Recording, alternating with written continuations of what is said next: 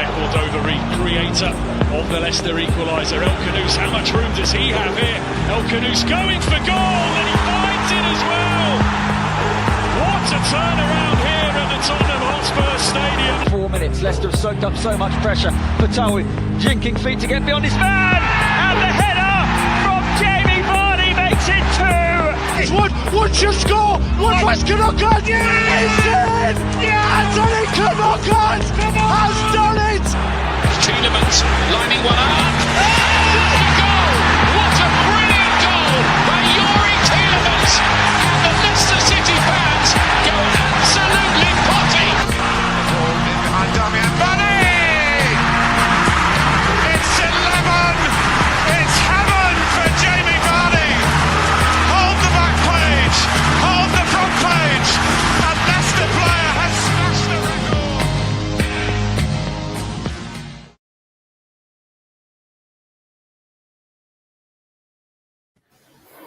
Good morning and welcome back to Blue Tinted Glasses for another manager stream. Of course, because there is just no news anywhere from the club officials. So we're here to bring any tiny small bits, nuggets of information that we can get. And there have been a couple bits over the last 24 hours. So that's what we're here for, and to discuss a lot more. So make sure to get your comments in the live chat. Let us know who you want as manager. Make sure to hit the like button. Make sure to hit subscribe. Let's say hello to everybody before we get started. Anil, what's going on, mate? How are you? I'm all good. I'm surprisingly refreshed. I thought we'd have done at least one emergency stream by now. I genuinely can't believe we haven't. But all good, I suppose. More rest for us. Yeah, absolutely. Luke, what's going on down under, mate? How are you? I'm alright, mate. I'm fucking admiring Adil's shirt right now. He's looking proper chiseled. He's showing me up every stream. He's coming in suits. He's coming in snugly fit shirts. What's up here, bro? Imran, what's going on with you, mate? I mean, Luke was again. He was admiring you before the stream with that shirt you've got on. How are you? Yeah, it's all good. A little bit tired. I had a long day yesterday. My cousin got married, so yeah, I just got back late last night, and still no news on Leicester City. So yeah, just waiting for some nuggets of information, as you say. Yeah, absolutely. Jack, final whistle, mate. What's going on with you? How are you? I'm good. Yeah, very good. Yeah, I'm kind of glad that they're going to move Russell Martin, to be honest. I fancy Dan Rohl anyway, so yeah, I'm looking forward to actually seeing who it will be. I don't know. They just take the bloody piss, don't they, Leicester City out of us. So this is going to drag on, innit? You know how this is going to go, but it won't be Leicester City without it, would it? Let's be honest. Don't get too upset, Jack. It could still be Martin. He's not being ruled out completely, so we could still have Pinder ball. At least he Pinder at the KP next season. Who knows? Probably better than Russell Martin. Yeah, that's true. Right, I'm gonna see if I can share this because I don't know how this works. Anil's normally the guy who does all this stuff. Present, share screen. Yeah, I might actually need to send this to you, Anil. For me, this is like a proud dad moment when Locks turns up with a presentation. I'll have to come back to it. It's not working for me. So Ryan says I'd go for Danny Rohl. There we go. Kuna says, wait, who said I'd go for Danny Rohl? Sachin said super Danny Rohl. James said Roll-in or Muslic. Muslic is gone. He's gone to Schalke. That's all done and dusted. If that's who that is, the guy who managed Plymouth, right? Muslic. Yeah. He's gone to Schalke. Yeah. He's at Schalke. Sean says at this point, bring in Ollie and kick it in the National League. Neil Warnockin said Dan. Richard said bring back Martin Allen. And Zaid says Danny Rohl. Okay, I want to before we bring up the presentation, I want to ask Luke. I'm going to come to Luke first while I sort this out, mate. Tell me, because we've not actually spoken to you about it directly. We've obviously had a few streams since the season ended. I don't think you've been there. So I wanted to ask you, Luke, what have you made and how have you been reacting to all of the Russell Martin in stuff that's been everywhere? It's disgusting in my opinion, but he's going to go to Rangers, so I'm not all that worried about it. Look, the biggest problem for me is that we're picking up someone else's dross. It's not worked out at two clubs already. And the bigger problem is that we all know, yeah, sure, you can make the argument that he could dominate possession in the championship and do a job and get us up like he did of Southampton. But it's redundant in my opinion because it's been proven already that he's not willing to change his style. He's even admitted as such. So if plan A doesn't work, let's play plan A again. It's even more intense than Enzo. And what's the point of bringing him in and then backing him with players if we are to get back to the Premier League again, quote unquote, if, and then only having to sack him and pay him off and then bring someone else in? It's not a really long-term plan, in my opinion, unless we already have someone minded, like similar style. Like I've heard you before, Neil, say like you understand it makes a lot more sense that had he have taken over straight from Enzo, it would have made a bit more sense because the style, I get it, instead of Cooper. But in my opinion, it's a completely stupid decision. It just shows and highlights the ineptitude of the board that is just not thinking long-term game. Okay, well, I'm not coming to Anil, Jack, and Imran on Russell Martin just yet because we've heard all of their opinions. We've heard all of them over the last few days. So the reason for this stream, if you go to the first one, Anil, is because of the tweet that was put out by Rob Dorset yesterday from Sky. He says, Ruud van Nistelrooy yet to sit down with the Leicester bosses to discuss his future. He is now with family in the Netherlands, still uncertain about whether he will be kept on in the role or not. I expect he will go, but Leicester yet to begin active talks with possible replacements. He then says Danny Rohl, Liam Rosenior and Russell Martin remain on their shortlist, though the latter is unlikely at this stage, I'm told. So let's get straight into that. And Nil, Danny Rohl, Liam Rosenior and Russell Martin. Now, that is a better shortlist than what we've seen previously when we heard the likes of Dyche and Russell Martin. Like that, basically, that was just the only two for quite some time. But what do you make to Rob's little nugget there? Russell Martin remains, or Russell Martin is unlikely at this stage. That's a bit of a U-turn, isn't it? You can either blame or thank yourself and Kate, who've been stalking him left, right, and centre on Twitter and social media, and he's probably taken out a restraining order. He's like, I'm not sure about these Leicester folk. They're going to turn up at my doorstep at 3 a.m. wanting me to sign something or give me a massage in Kate's example. But no, jokes aside, I'm going to steal a bit of Imran's thunder a little bit here because he says this, and I actually agree with him, that I think in some ways the manager that we get for the Championship is kind of irrelevant, because we're going to be going in there with parachute payments and starting off with a stronger squad than most teams in there.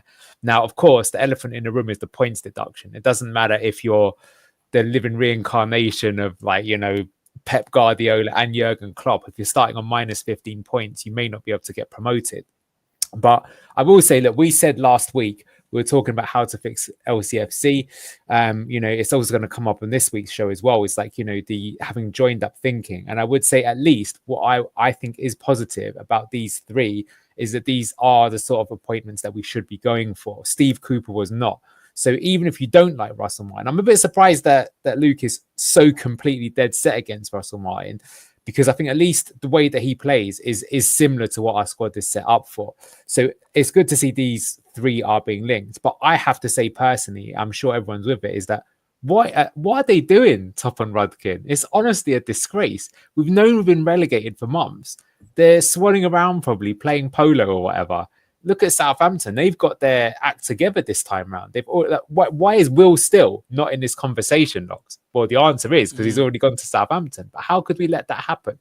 One of the best up-and-coming English managers in world football, right? And he smashed us last season in pre-season. He made the Palace Mendy look like a world beater who used to be one of our players. He never looked that good playing for us. So ran over. But they're my thoughts on it right now. And what I was just going to quickly add before I go on to the next person is Anil, because there was a comment here. It is possible that Rob's worded this tweet wrong, of course, about who is the unlikely. Latter isn't number two, right? Latter is last. Like the latter of the three is the last, right? Russell Martin. So his tweet does read as if it is Russell Martin who's unlikely.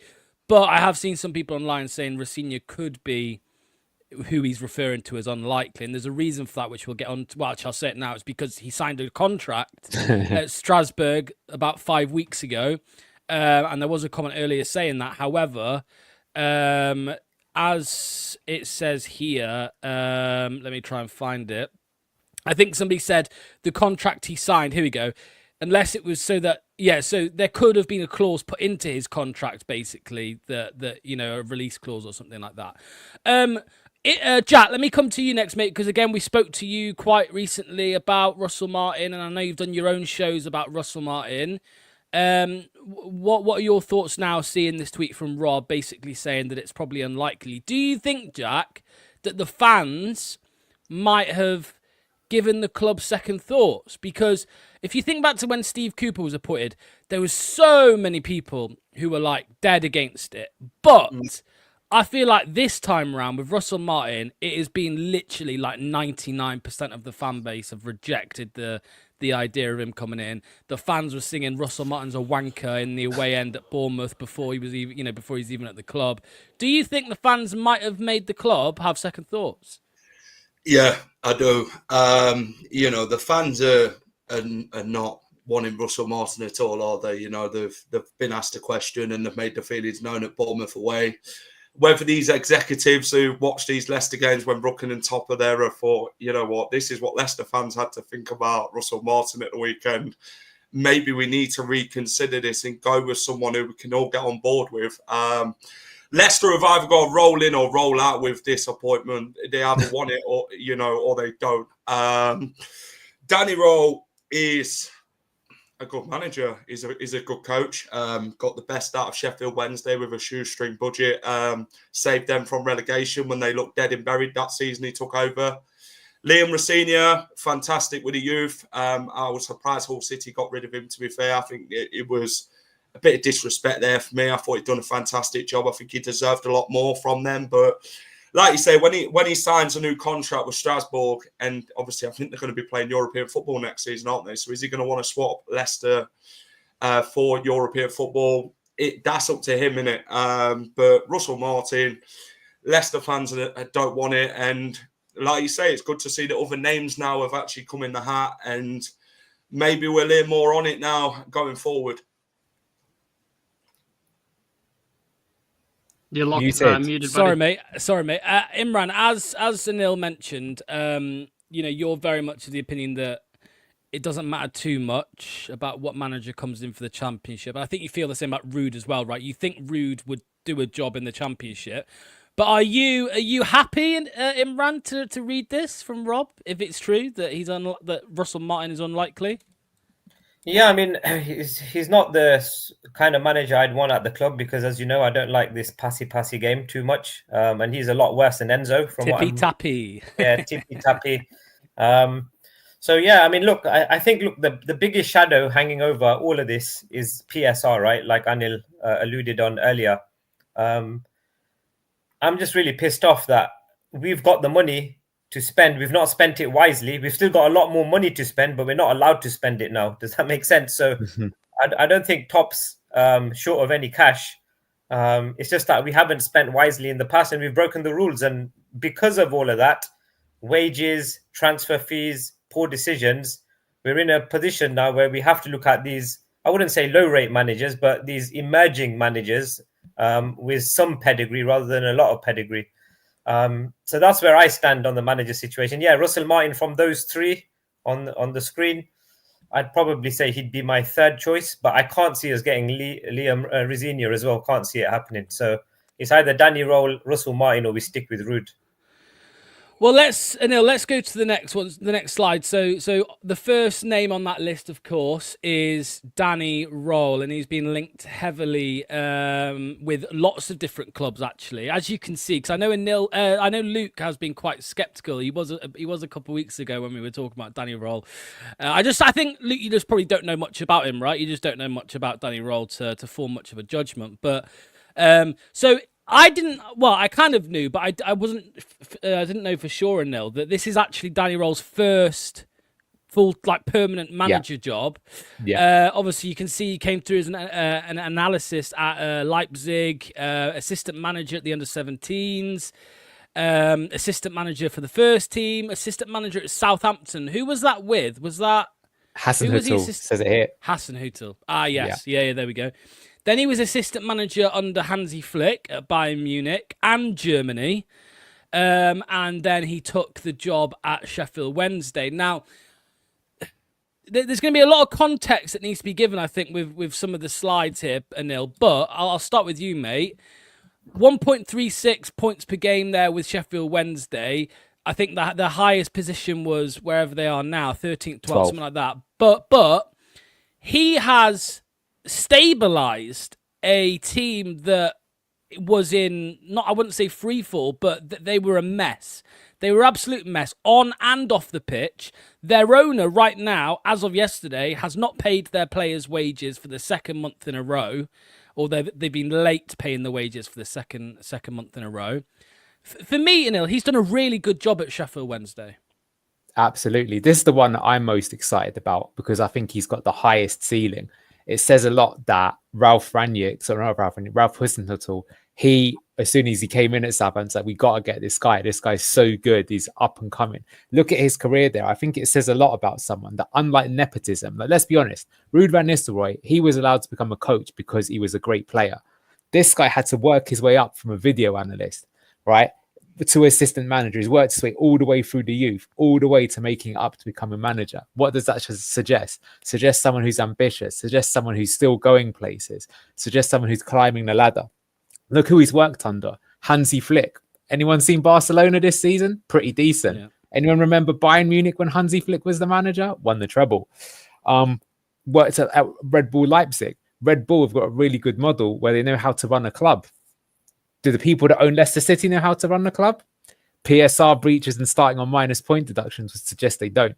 So for me, brilliant sort of person to go for. I also think, for me as well, one thing that I think is against the other managers is that I think with the ceiling, you want to see, is there something that they can do that is like unexpected, like defies the odds? That's the Leicester City story. As Jack quite rightly mentioned, when he came under to sign for Sheffield Wednesday, they had no chance whatsoever. They had 0 points when he was in charge, right? They've got an absolute mad lad of a chairman who hasn't paid their players again for the second time, is often having a go at their own fans and players. And yet, despite all that shit show in the background, and that, again, is something you have at Leicester City the whole time, he managed to galvanize the squad, get them to stay up. I don't know if you remember when he played us, but they were unlucky not to beat us even. Kept them up, and in this season he's also improved them a bit, maybe not as much as he would like to, but he has, and that's mainly because who's he working with? Cast-offs and loan signings. He hasn't really got sort of too many young signings, although I think it's impressive that he's taken Shea Charles from Southampton on loan, a young player, and again turned him into one of the best players in the Championship, again suggesting that he can work with young players. And I think furthermore, and this probably will make Imran happy, is he plays a little bit more, as his name suggests, of a rock and roll football style, right? A bit more vertical transitions. He tends to prefer a sort of 3-3-4 in formation, sort of changes it again when he's sort of flexible managers. He does still like possession and things like that. But what I'm saying is, I think that like a lot of managers are like they're throttling the game in terms of possession for possession's sake. Whereas I feel like Danny Rohl has got more of that kind of Leipzig crash and bash style, right? They're not afraid sometimes to win the physical duels and do that thing. So I should probably be Danny Rohl's agent because I feel like I've sold him pretty hard here. But I mean, I've done my research and I think he's good. And I think the final thing I'll say is that like, look how much the Sheffield Wednesday fans like him as a manager. And I think that is important. Like when we get to Russell Martin, I'll give a spiel about that. But I think the thing that's going against him is that you're starting off with people hating you. That's not a good way to start, right? I think what we really need is we need someone. What Enzo did so well is he galvanized the fans even, right? We got excited, he galvanized the players. So you need someone who's got charisma. And look at this handsome bastard. Clearly he's got that ability too. So I think there's a lot to like. And so far I don't think he's really had a setback. If his setback is finishing 12th, I don't think that Sheffield Wednesday team is the 12th best squad in the Championship. No way. Don't think it should have gone down. I don't think it's as bad as it was the previous season. They definitely improved it, but no way is it like. So he has overperformed again, in my opinion. 2 seasons in a row seems to suggest that if you give him the key to the car, he's not going to crash it. Yeah, I think I think they spent 3 million, by the way, this summer. Which we'll go through some of the players that they had in a set. Go on, Imran. No, I was going to say about Danny Rohl as well, which Anil didn't mention. Right, is that you got a question? Right, he's worked under all of these top class managers under Niko Kovac, Hansi Flick, Ralph Hasenhuttl, who played a good brand of football as well. I know he went as successful at Southampton, but you got a question, right? Why did he go to Sheffield Wednesday, right? Like he could have had a bigger club, right? Like with that background, he could have gone, but it also shows that this guy wants a challenge, right? He probably looked at Sheffield Wednesday. He didn't go in there blind. He knew that they were under financial, issue. They had financial issues. They had a poor squad, but he still had the balls to go in there and turn it around. So that's the other thing that I think is very important, that he can go into situations where it is difficult and still perform and get that squad playing good football. Luke, let me come to you, mate, because this guy, right? He's only 36 years old right now, and he had a nothing football career. I think he played. I just had a little look here. Don't know how accurate this is. It looks like he played 3 years of professional football, and even that was at a really low level. And as Nils said, Luke, he's not a nepo. You see the likes of Frank Lampard, Steven Gerrard, they Ruud van Nistelrooy, Wayne Rooney. They get jobs because of their name, because of what they did in their playing career. But this guy worked from the very bottom, and you can see there the analysis background as well. That's got to be a tick in favour of him as well. Yeah, so look, let me be a man and admit to you now that I'm glad I got my stupid take out in the group chat and not here. And I'll be the first to admit that I didn't know enough about him and I should think before I say things, and I'm an idiot. But what I will say is I have done my research since in that meantime, and I'm all in favour of this guy. I've been waiting to talk about it. The biggest thing to highlight here when you talk about a tick is an video analyst for RB Leipzig.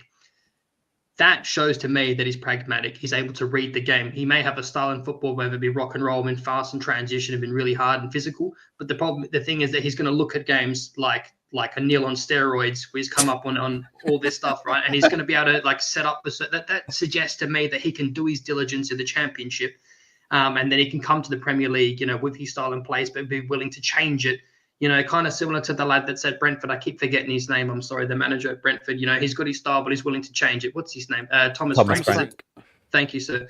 So he, in my opinion, is as you just mentioned before, he's a good-looking lad. He's got a strong jawline. He's got better hair than Russell Martin. I'm warming up with him. I'm in favour of it. But let me just say this, all jokes aside. He, in my opinion, fits the mold. We want someone that's ambitious, as you've just mentioned, Imran, someone that's willing to, hopefully they can roll up the red carpet at the King Power and be like, look, we're going to get dicked. We're going to get a points deduction. We're going to have possible, restrictions and stuff. But he's been used to that already at Sheffield Wednesday. But we've got a good core of youth that you can build around, and hopefully we can build upon that the following season. Now, this is the biggest thing that we wanted to mention right now before we go any further in this stream, before I pass it over. If we go with him, no one likes to hear this, but Leicester City has been used by a stepping stone by players and managers, whether you want to admit it or not. And there's nothing wrong with that. The problem is that we don't have a long-term plan. So we keep having people use this as a stepping stone, and then we get caught with our pants down and our dick in our hands like, shit, now what? Fuck it, let's just hire an orc. Like that just shows that there's no thinking and plan in place. Do you know what I mean? So we've all covered it to death and how stupid it was. But the thing is, I would like to have someone that's similar ilk, ambitious, someone that wants to progress their career forward, not someone that's just been sacked and just waiting around for a job and hope that someone calls them up, which is most likely what we're going to do, which worries me. So if we're going to go ahead and let's say we're able to pursue him and get him, let's have 1 to 2 backup options in the background or people in mind on the shortlist, so that if he should get poached by another club, if he were to go back up, we've got someone that can fit straight in seamlessly.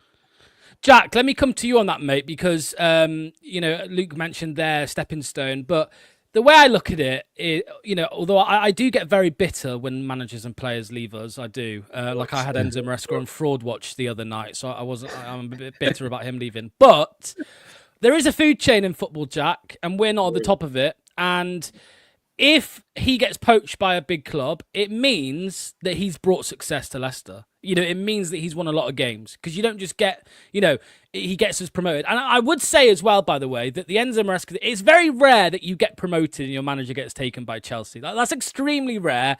And I don't think any of us expected Chelsea to sign Enzo Maresca, but they did. So I do think, Jack, that if he did take us up, he would stay and try and keep us up there. And if he did and he gets poached by a bigger club, then that, in my eyes, mate, that means he's been successful at Leicester. Yeah, this is where you look at him. He's a pragmatic manager. He's a good-looking chap, and he's got a bloody better beard than I have. So, yeah. Do you know what? I think he plays with 2 plans. He's got plan A, which is very much dynamic, can play attacking football. Then he's got possession-based football, which not many people like, let's be honest. But he can change games when he needs to. I think with Leicester, I think it'd give him that chance to develop a lot more as a manager.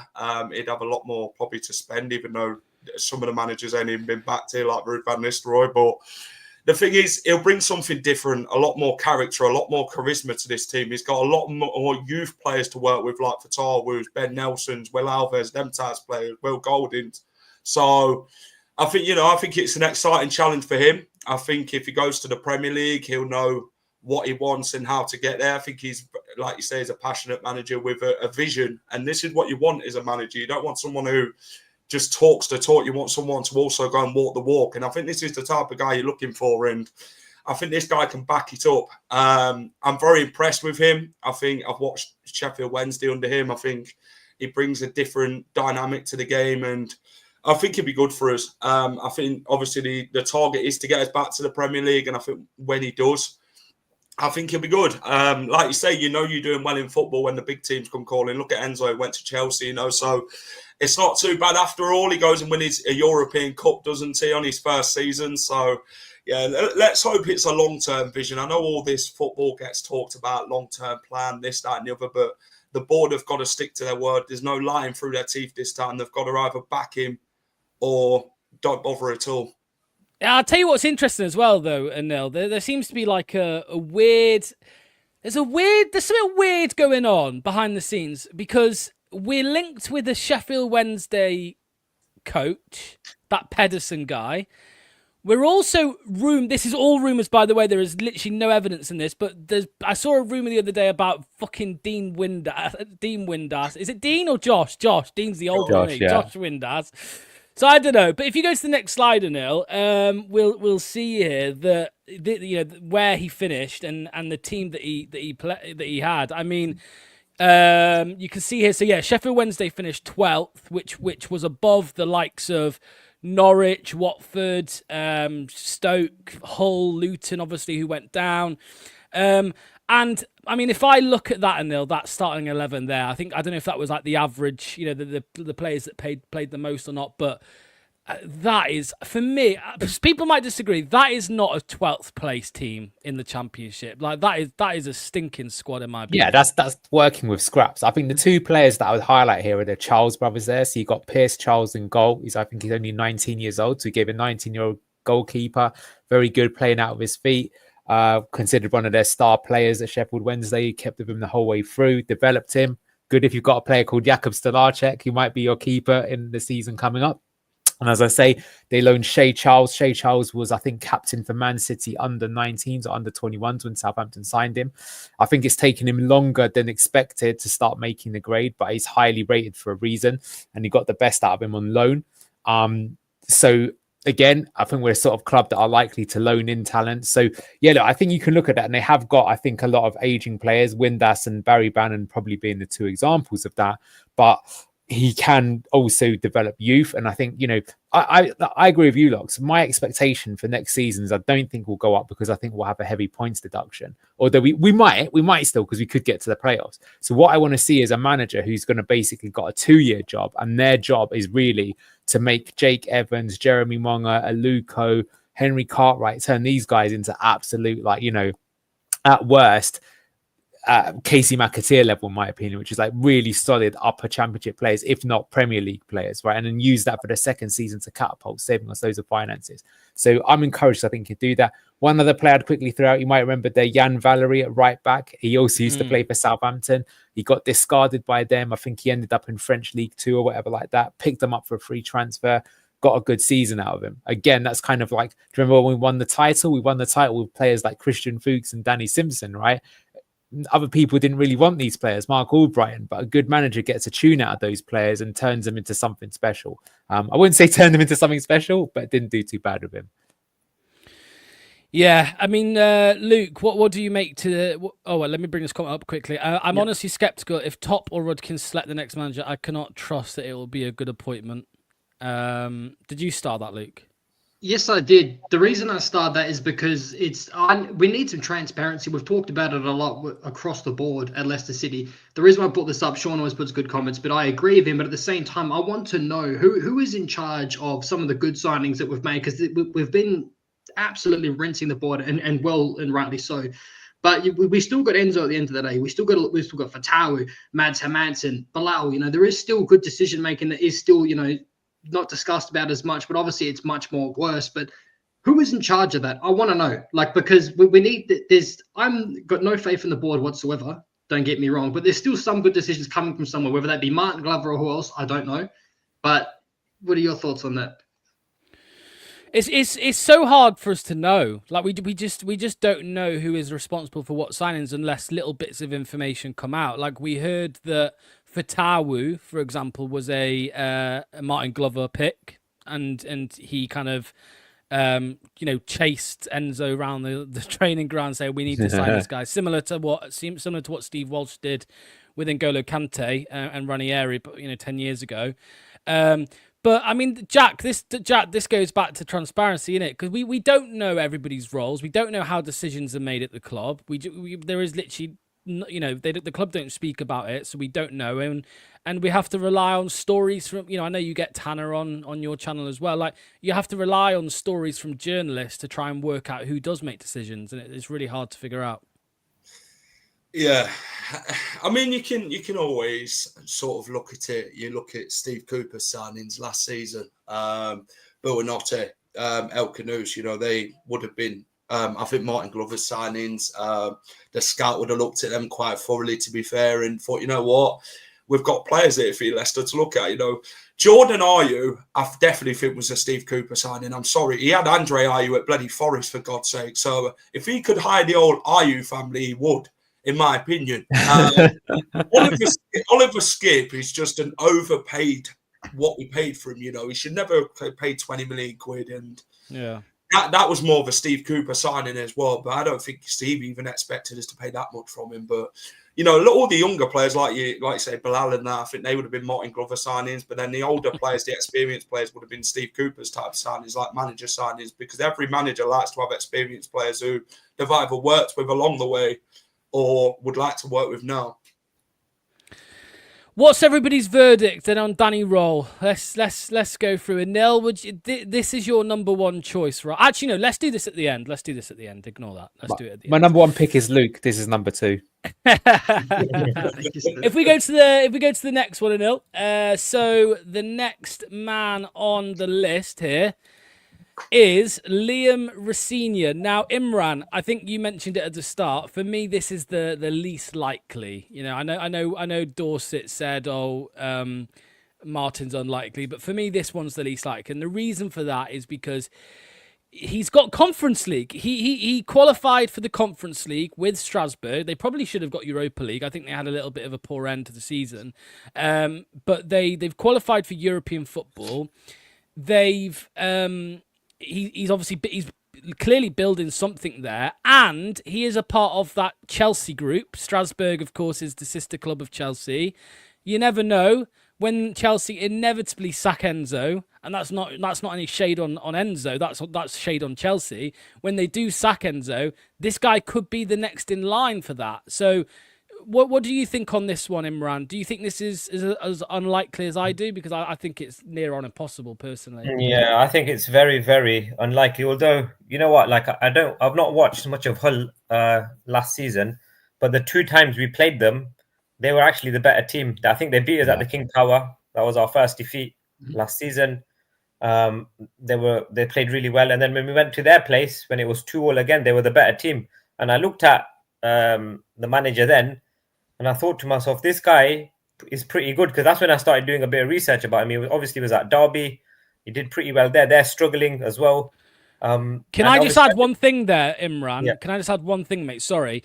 When Rooney was at Derby, so it was when he was assistant manager there on the screen. And I think they had a good... Did he come in and save them from relegation or something like that? Rooney did. No, they didn't. They still went down, but they still managed. They had a minus 20 points deduction, and I think they only went down by 4 or something in the end. They had a good go at it. He gave them a good fight at the end. Yeah. And I remember all of the Derby fans at the time saying that they thought it was more on Rosenior than it was on Rooney. Like they were praising Rosenior so much, and that would maybe make sense. You see Wayne Rooney since then. You know what I mean? What he's done. It's been a car crash. But yeah, go on, Imran.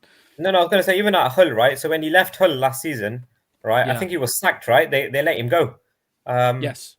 And look how Which Hull was have struggled. controversial. They nearly got relegated this season, right? I think they were on the last day. They just survived by the skin of their teeth.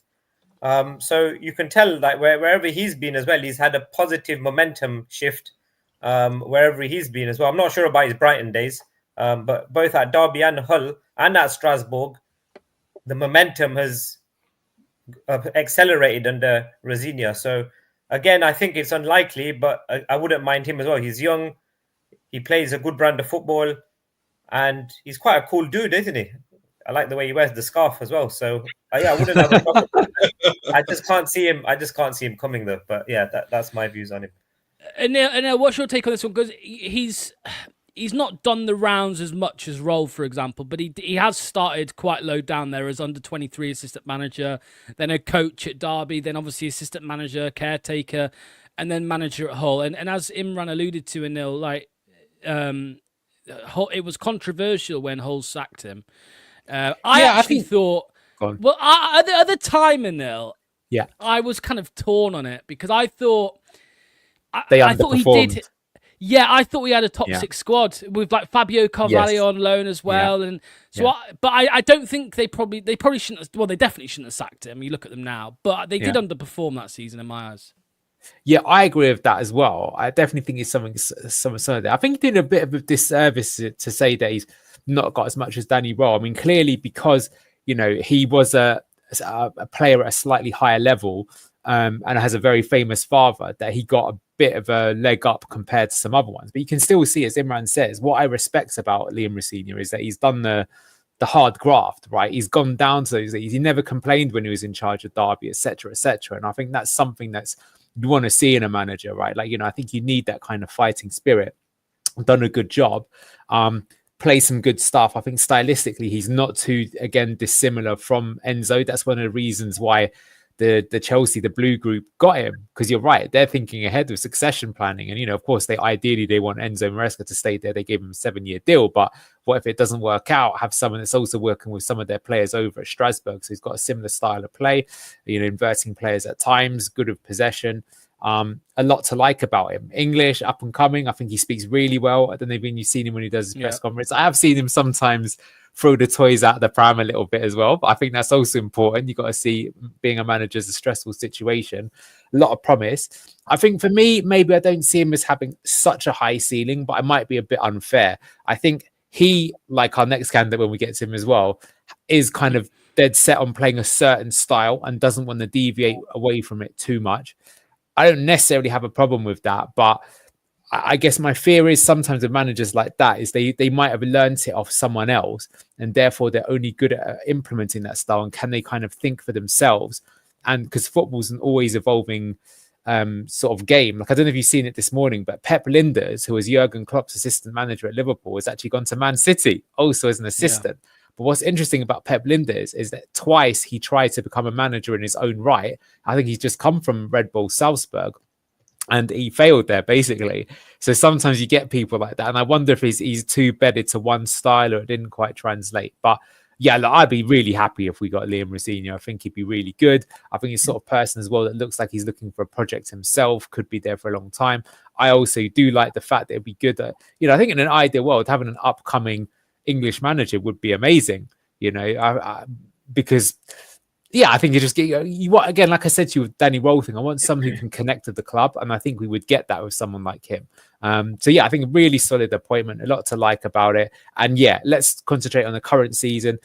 Maybe you could say he underperformed at the end there with that Strasbourg. They were in the mix for the Champions League, but at the same time, I think he won their Manager of the Season award over in France. And I think what we did really well is he worked with loads of exciting young talent and got them to overperform. There was a player that we were linked with last time in the championship called Sebastian Nanasi, for example, did well with him. I think he's turned Angelo and some of these Andre Santos, the guy that was at loan. I think he was like young player of the year over in France. So yeah, a lot to like about that. He can develop youth. You could give him the crown jewels like Luke is always talking about, who are we going to trust with Jeremy Mongo, Jake Evans, all these young talents. And this is someone I think you could give that to, and you'd be confident that you're going to see results. Yeah, can I just add one more thing as well, right? He's also got a good heritage, right? Like, so for example, his dad, right? So he comes from a footballing family as well. His dad did pretty well. Let's not forget Leroy Rosenior. He'd been about, so he's probably been well schooled as well from a young age. So I just wanted to put that in. Like he's got that heritage. Football's in the family with him. Luke, what do you make to this one, mate? Because I think last season they finished 13th. Obviously, they have had investment as well with who they're owned by, but he's taken them up to 7th. European football. Would you be excited about this one, mate? Yeah, I would be, but I think it's like a redundant conversation. I think you just hit the nail. You just hit the hammer on the nail, as we like to say here. I just can't see him coming. Why is he going to give up championship, European football to come here of a points deduction and a transfer possible embargo? This just doesn't make sense unless he really views us as a stepping stone, which I can't see because he's probably not going to get promoted in his first season. So, unfortunately, I think that Rohl was the better, more smarter option because he's got something to work with where he's already got something better to work with at Strasbourg. So I can't see it happening, mate, to be honest with you. I agree with everything everyone's been saying, but I just think it's redundant to talk about. It's not going to happen. Same thing as Martin. He's going to go to Rangers and get European football there. Same conversation. Well, we'll see about that one. Jack, I'm going to come to you next. Anil, if you can go to the next slide, please, mate, and then I'll come to Jack. So, again, just looking at what they've done this season, I mean, Jack, it's definitely a better squad than it was than Sheffield Wednesday and Danny Rohl. But there's no doubt in Jack. They've done well. 16 wins, 9 draws, 9 losses. 7th place, Conference League football. What do you make to this potential appointment, Jack? It's ambitious. It's development manager. Obviously, like I say, proven at Hull with what he could do. He had Philogene, Carvalho, Jacob Greaves, to name a few at Hull. Very good manager in turnover from defence to attack very quickly.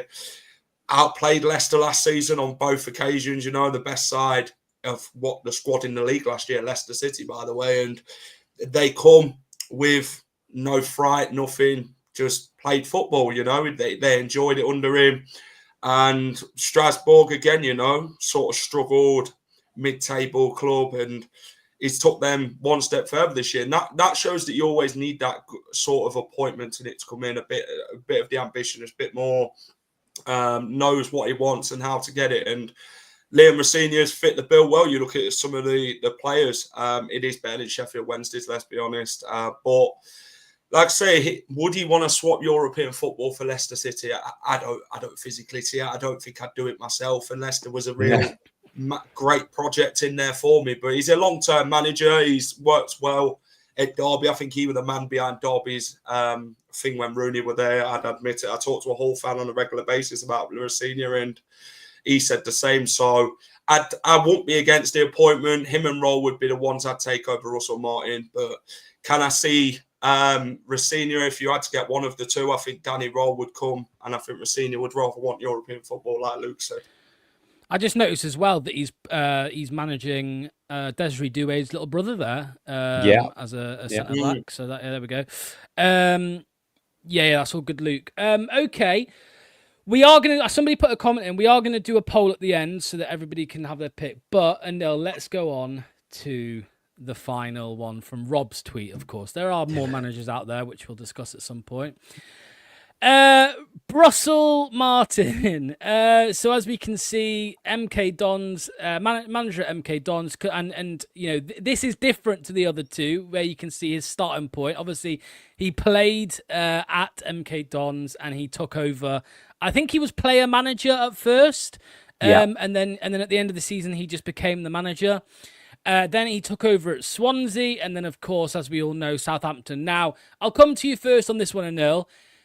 And I'm going to say something that I said on Fox Talk last night. The club have had a long-standing interest in Russell Martin because he was first spoken about at the club when Brendan Rodgers was still here, or towards the end of Brendan Rodgers' tenure, and he was spoken as maybe the future replacement to Brendan Rodgers. I think somebody even called him the next Brendan Rodgers. Yeah. But what do you? I mean, we've spoken a lot. We don't need to go over this one too much. But what do you make to Russell Martin now? He's definitely not my first choice, but I do think that the reaction to him is really what's the word, but like misconstrued. I think people are just really reactionary. They look at it and go, oh, Southampton finished bottom of the Premier League, therefore he must be totally crap. I don't want him anywhere near my club. Get him out, rubbish, move on. Right. But the thing is how much difference do you guys really think a manager makes in the long run? Right, with football, it comes down to your squad of players. Go back to Imran when he first called into the BTG call-in show, the start of the season. He goes, guys, I'm telling you, with this squad, it doesn't matter who's in charge. We're going down. Prophetic words. All hail Imran the Great. So let's listen to what he's got to say. Right.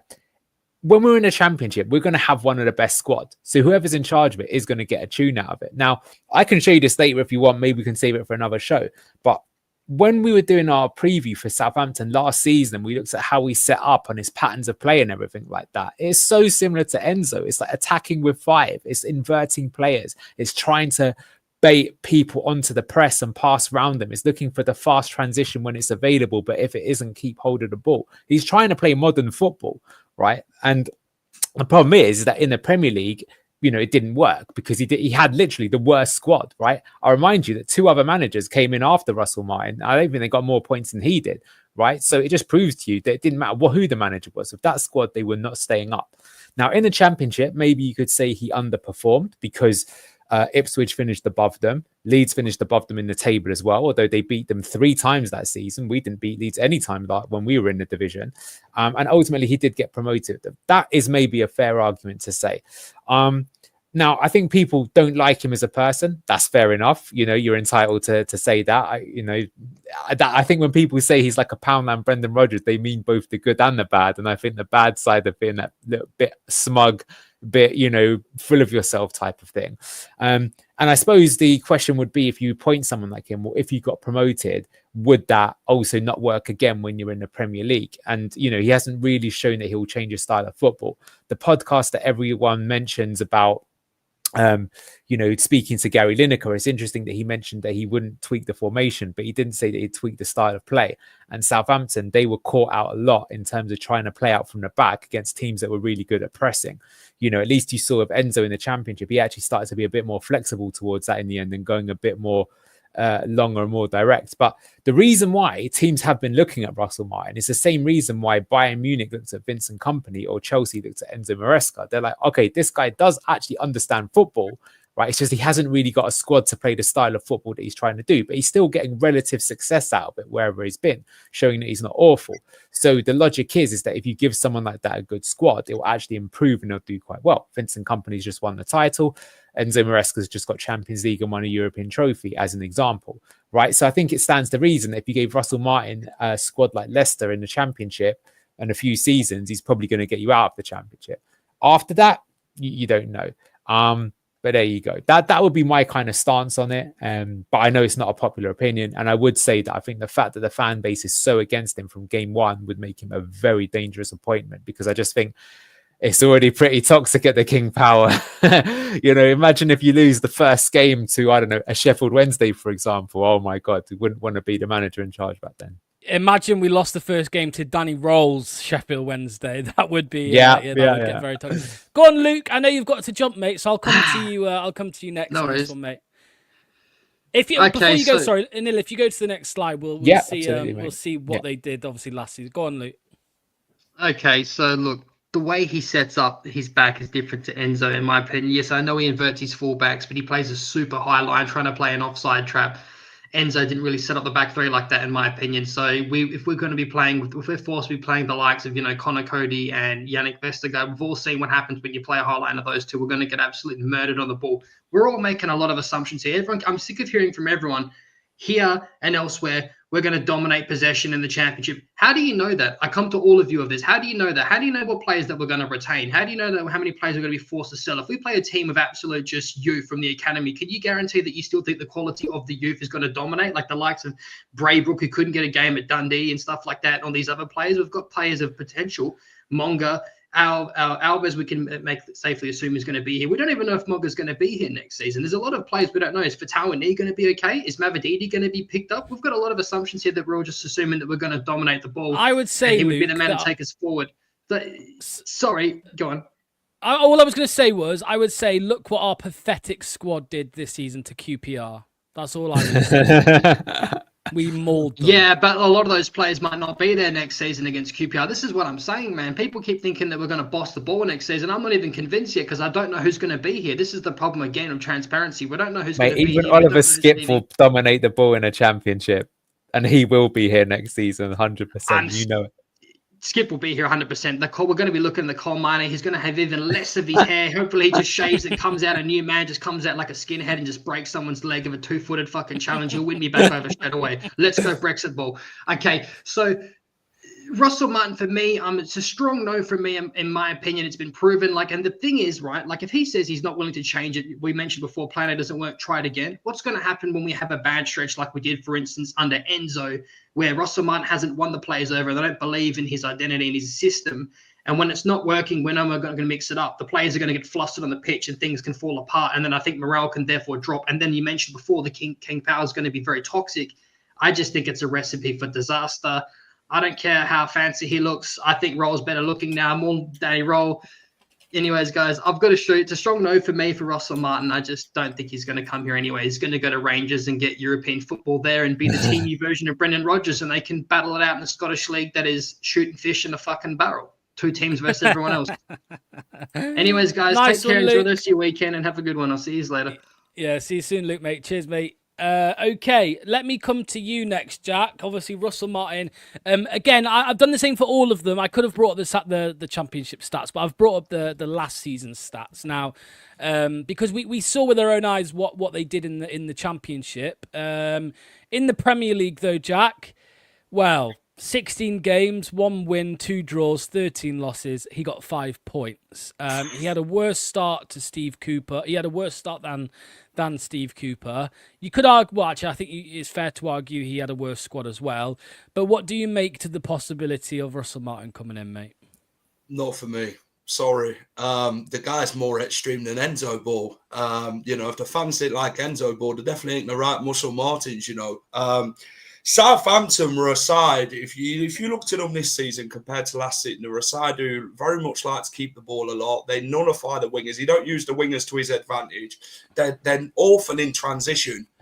And, you want a side that's going to score goals. I mean, we went this season 9 straight home defeats without scoring, for God's sake. And if that happens under Russell Martin, wow, it's going to be toxic. You think, gee, if it didn't work bad under Rude, and Russell Martin comes in, does the same, but... it don't really offer me entertainment. You want to be lifted as a fan. You want to feel the energy, from the fans to the pitch. And if you don't want it to feel like a soulless bowl, do you? Let's be honest, the King Power, where they just think, oh, bloody hell, here we go again, just passing it forward, sideways and backwards. That's all we've been doing under Cooper and under Ruud van Nistelrooy. So you need someone with a lot more complex, a lot more going forward, and Russell Martin just doesn't offer that in attack. And if Russell Martin comes in, we'll get a lot of Southampton rejects and that coming in, and I can't be doing with that. We've had the Chuckle Brothers, for God's sake.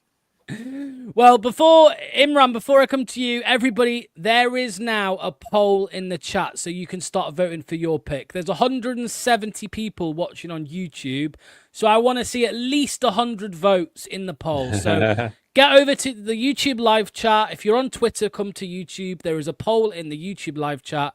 The 4 options are Danny Rohl, Liam Rosenior, Russell Martin, and, of course, Ruud van Nistelrooy. Get voting now. I want to see 100 votes. Right, Imran, again, I know we've spoken about it a lot, mate, but Russell Martin, what's your take on this one? After the other 2, you've just seen 2 good picks. Now you've got this one in front of you. What are you saying?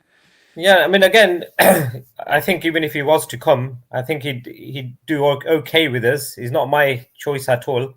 But again, as Jack said, he's going to stink out the King Power Stadium with the slow football. We played 38 games this season, 19 of which were at the King Power. I don't think we played well in either of those 19 games at home. Right, we didn't dominate a game. We didn't come out thinking, oh, we won a couple. Yeah, we won. We beat West Ham. We beat Bournemouth, Southampton, Ipswich. We won 4 home games, right? But all of those games, I didn't come away convinced that we had a solid performance. So I just Even want against QPR, we didn't really batter them either, in my opinion. All right, yeah. First half we were terrible against QPR. I didn't go to that exactly. game, by the way, but yeah, the first half QPR, they were the better team, right? And then second half we came out and beat them. So that's what I'm trying to say. As a fan, you want to come out of the ground thinking, "Oh, we dominated the game," but we're not. By this passing game, we're just not doing it because people, teams do sit back and they do press better as well.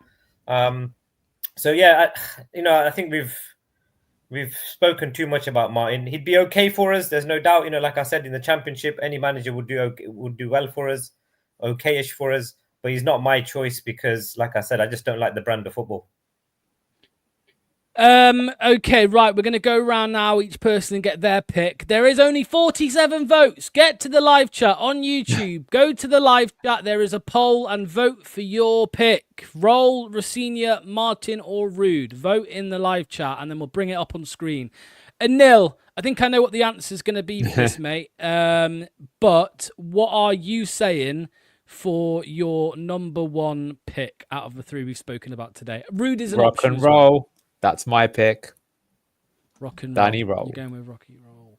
Rock and roll. Imran, mate, what's your pick out of Ruud is an option if you wanted to stick with if you wanted to stick with him. Yeah, so I've got two, right? Like one is that's cheating. Can't choose 2 out of 4. I tell you why, right? Because the incumbent is still in charge right now, right? So my choice is we either stick with Ruud or we go with Rohl. It's simple as that. The other two, I don't think that one's not realistic, and the other one I just don't want. So I'd be happy with the two. Okay, Jack, what are you going with, mate? Has Football Martin been in your ear and convinced you on Russell Martin, or are you going for someone else? I mean, even Football Martin didn't enjoy Russell Martin's football last season, and that what he was messaging me and that he said, "I wish he'd play the European League," but. I had him on the channel, Jack. I had him on the channel in September, and he said Russell Martin will be the next manager of Manchester City. No chance in hell. No chance. Jesus Christ, if he managed Manchester City, they probably would be in the Championship. They wouldn't need the points deduction and waiting for 125 charges. No, I think Leicester have got to roll the dice with it for me. I think we need a bit more difference. The club have got to make the right decision. Ruud is very much up in the air of his future. I think if we had to pick between Martin, Rosenior, and who is it? Danny Rohl. Leicester's got to roll the dice for me. I'm going to go Danny Rohl. Danny Rohl. So that's 3 Danny Rohl. I am also going to go... No, you are Martin. You want your namesake. No. I was Martin out of Martin, Ruud, and Dyche. Thank you. Okay. I was Martin out of them 3. Yeah. For me, it's Liam Rosenior. Liam Rosenior is the one that gets me going the most. Sorry, I'd say that as well. But, yeah, Liam Rosenior. I'm going to say, but my order would be Rosenior, Rohl, Martin, Ruud. That would be my list. But yeah, Liam Rosenior. Ruud last. For me, Ruud last. Absolutely. I don't care if you put Hold on, Locks. Yeah, but Locks, have you seen any player come out like the playing squad? Forget Winks and Vestergaard, right? Because we all agree that they're rubbish. But the other players, they don't seem to be complaining about him, do they? They seem to be pretty content with him. Monga, Jake Evans, the younger players, they're loving him as well on Instagram and stuff. Oh, thanks to the coach for developing us and stuff like that. So I don't know. That's why I'm thinking, and we didn't back Ruud in the transfer window. Right, we didn't back him, and then he did get pissed off. He inherited a shit squad, so I don't know. Like that's why I'm thinking, yeah, he's not done well. He's still got a lot to prove, but just because of PSR, and we don't know what's going on behind the scenes, right? Maybe we're waiting for a certain deadline to pass before we make a decision, etc., etc. One of the options might be to give Ruud 2-3 months in the Championship and then make a decision. I'm just putting it out there, but that could. But then you're back at square one, aren't you? And then you're having a change of style or whatever halfway through a season. For me, any Leicester manager that doesn't score a home goal in 147 games, and that wins I think I put a stat in the chat the other day, but we got 3 points between December the 9th and April the 22nd or something like that, right? That is unacceptable. And people will say, "Oh yeah, well Russell Martin did something similar with Southampton." Yeah, but he didn't do it with Leicester, which is why I'm willing to give him a chance at Leicester. Ruud van Nistelrooy led Leicester to one of the stinkiest finishes ever in the stinkiest, the worst Premier League finish for Leicester ever. Yes, Cooper was a part of that, but Steve Cooper outperformed Ruud van Nistelrooy. We got more points up until relegation. We got more points under Cooper than we did under Ruud van Nistelrooy. And people now, I think, are blinded by the fact that we beat Southampton and that we beat Ipswich and that we drew with Forest once our fate was already sealed. I'm not having it. As Frankie says it was pathetic. It was absolutely pathetic under Ruud. Can I say one thing? Go on about Ruud van Nistelrooy, right? Steve Cooper outclassed Russell Martin at St Mary's, for God's sake. That shows he didn't outclass him. Jack. Come on, bro. That's a lie, mate. He came back and won. He made the changes. That's not outclassing, though, is it? By your own red words. Cards. We were red card. They had a red card, Jack. They had a red card, but he won the game. He won the game. But that's all that matters. He won the game. He won the game, which is good. Exactly. What I would say is, I am certain that if you asked everybody in this live chat in February or March, would you rather Ruud or Martin? I am convinced they would have said Martin. I am convinced. I genuinely believe that the last few weeks of football have turned people's heads to the idea that Ruud van Nistelrooy might not actually be might be a decent appointment or a decent, to continue with him. I don't buy it in the slightest, I'm afraid. I don't know how you could. Yeah. Anyway, we could argue about this all day, but this Leicester team under Ruud van Nistelrooy was the worst I've ever seen. Right, I'm putting the just getting the poll results here. Let's have a look what we've got. We didn't get 100 votes, so shame on you, live chat. That's not good enough. We've got 71 votes to work from, and we will bring it up on screen right now. Where are we? Here we are. So the winner of the poll, as you can imagine, is Danny Rohl. Here it is now. There we go. So Danny Rohl, 66%. Wow. Rosenior with 18%, Ruud with 14%, and Russell Martin with 1% of the vote. 1% of the vote there. So I am, Anil, I'm slightly surprised by the gap between Rohl and Rosenior though, mate. You say that, but I think because you guys were saying, the Hull outplayed us in the first game at the King Power. No, they didn't. What game were you watching? They had one shot on target. There was a fluky bounce off Yannick Vestergaard into the back of the net. The second game they outplayed us. I'll give you that. But he is good, but I don't think it was just like an incredible achievement. And as we said, you could argue that with both Hull and Strasbourg, he done all right, but he didn't completely knock it out of the park. And we got Champions League with Strasbourg, amazing. We got Hull to the playoffs, great. But he didn't do either of those things. Yeah, Football Martin was the only one who voted for Martin. It weren't me. I didn't vote. It wouldn't let me vote. Let's have a look at some of the comments in the chat before we end. So I'm not that desperate to bring in Russell Martin. So this is a difference, I think, in Nil. I'm desperate to get rid of Ruud. That's where my head's at, which is probably why I'm open to the idea of Martin. We spoke about this the other day. Imran, I don't know if you saw it in the group chat, Imran. The last 3 managers who got relegated and kept their job. Did you see this? Do you know who they are? I probably missed it. So they got relegated and kept their job. Yeah, the last three managers to get relegated and stay keeping their job. Bloody hell. What about they've not? I guess you can't count the Ipswich manager right now, can you? He's not been sacked. No, he's got relegated. No. So the last 3 that got relegated are not being sacked. I'll tell you. Go on then. Chris Wilder. Yes, Sheffield United. Did they go back up this year? No. No. The one before that was who was it? Anil? I can't remember. Who was it? Who was the one before? You're on one mute. One of them was Dean Smith. Dean Smith with Norwich. They kept. There we go. All I'm right, Rob yeah. Edwards. I'm Rob Yeah. Edwards. Rob So the last Edwards. 3 managers to get relegated and keep their job, not only did they not come up, one of the teams got relegated again to League One in Luton. Yeah. Norwich have lost their parachute payments now, and they're probably stuck down. Well, they are stuck down there. And obviously, Chris Wilder, Sheffield United this season, and they're about to sack him if reports are to be believed. They're about to sack Chris Wilder. So, of course, I will offer some context that Sean Dyche did take his team back up after relegation, and I think there was another one. Was it Scott Parker? Maybe no, it wasn't Scott Yeah, Parker. It was Scott somebody Parker else. did. Yeah. So it has been done before, of course, but for me, it's riskier to stick with the manager that got you relegated and that put stinker after stinker after stinker out on that pitch. Anyway, I could keep going on about Rude, but we don't need to. Hopefully, we'll have some actual concrete, proper, reliable news other than footy insider soon. Rob Dorset has been known to be flaky at times. To be fair, I think every journalist has been flaky with Leicester because of how secretive Leicester are with their reporting and stuff like that. Didn't keep the job for the season. No, exactly. But that's what would happen with Rude, right? If we started next season and we were a bit shit, then they'd just sack him, which I don't think helps anyone.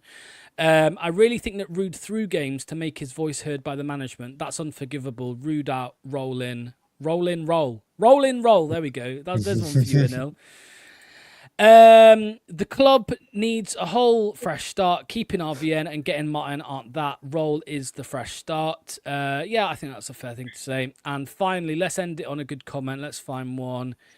Let's end it on this. Fickle fan base. Rodgers had a 90% percentage to be sacked. One when... I don't know what that says. 1 win and it was down to 50. I don't know what you mean by that, mate. Anyway, okay, let's end it there. We will have Good Morning Foxes just because the season's over. That continues. Good Morning Foxes is tomorrow at 9:30 a.m. No match day live. I know for another. I read today, Anil, that this is the first of 10 Saturdays without football. The championship will be back in 10 Saturdays' time. It's So, Champions League final though tonight. Just throw it out there. Yeah, Oh, we've got a game it tonight. is. Of course it is, of course. So there we go. I'm not answering this question, Ross. Okay, cheers all. Take care. We'll see you tomorrow at 9:30. Enjoy the rest of your Saturday. Cheers all. Bye-bye. See ya.